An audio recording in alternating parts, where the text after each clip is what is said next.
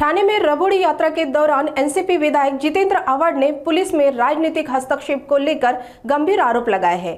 आव्हाड का कहना है कि राजनीतिक दबाव के चलते पुलिस अपराधों को रोकने में नाकाम हो रही है। ठाणे में एनसीपी विधायक जितेंद्र आव्हाड ने रबोड़ी यात्रा के दौरान पुलिस की कार्यप्रणाली पर आरोप प्रत्यारोप लगाया।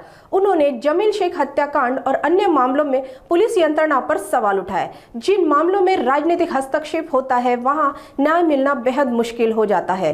वहीं महाराष्ट्र में प्रशासनिक कार्यों को लेकर भी आव्हाड ने सवाल खड़े किए। उन्होंने कहा कि महाराष्ट्र में हर स्तर पर रुकावटें पैदा की जा रही है, जिससे आम जनता का नुकसान हो रहा है। जितेंद्र आव्हाड ने जनता से अपील की है कि न्याय के लिए एकजुट होकर सत्ताधारी ताकतों के खिलाफ आवाज उठाए। जमील शेखच्या बाबतीत जी काही चौकशी झाली त्या चौकशीमध्ये आणि चार्जशीट जी टाकण्यात आली आहे त्याच्यामध्ये मी चार्जशीट पूर्ण वाचली आहे।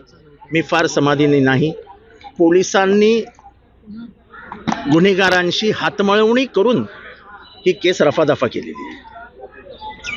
पूर्णपणाने पोलिसांनी गुन्हेगार जे आहेत त्यांची हातमळवणी झालेली आहे। पुन्हा चौकशीची ज्यांची चौकशी म्हणजे एका चौकशीला अर्थच नव्हता। कुठली चौकशी आणि कोणी केली चौकशी? चौकशीच झालेली नाही आणि चौकशी झाली नसल्या कारणाने त्याची फेर चौकशी मागण्याची काही कारणच नाही ना।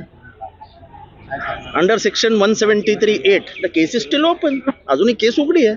अहो, महाराष्ट्राचं काय वाटोळ होतंय ते बघा। खासदार एवढं प्रचंड बहुमत मिळालंय। काय चालू आहे महाराष्ट्रात? एक तरी फाईल हलते अजून म्हणजे एका आकाच्या विरोधात एवढा पुरावा मिळाल्यानंतर त्या आकाला काकासारखा घरी नाही पाठवला। त्या आकाला अजूनही मांडीवर बसवलाय। काय झालं सोमनाथ सूर्यवंशीजी? सोमनाथ सूर्यवंशीला न्याय मिळणार का नाही मिळणार? काय झालं अक्षय शिंदेचं? अजून केस का नाही दाखल केली पोलिसांनी? जर न्यायालयाने सांगितलं की हा खोटं आहे, सगळं हे प्रकरणच खोटं आहे, तर अजून पोलिसांनी 48 तास होऊन गेले हायकोर्टामध्ये येऊन अजून गुन्हा का नाही दाखल केला?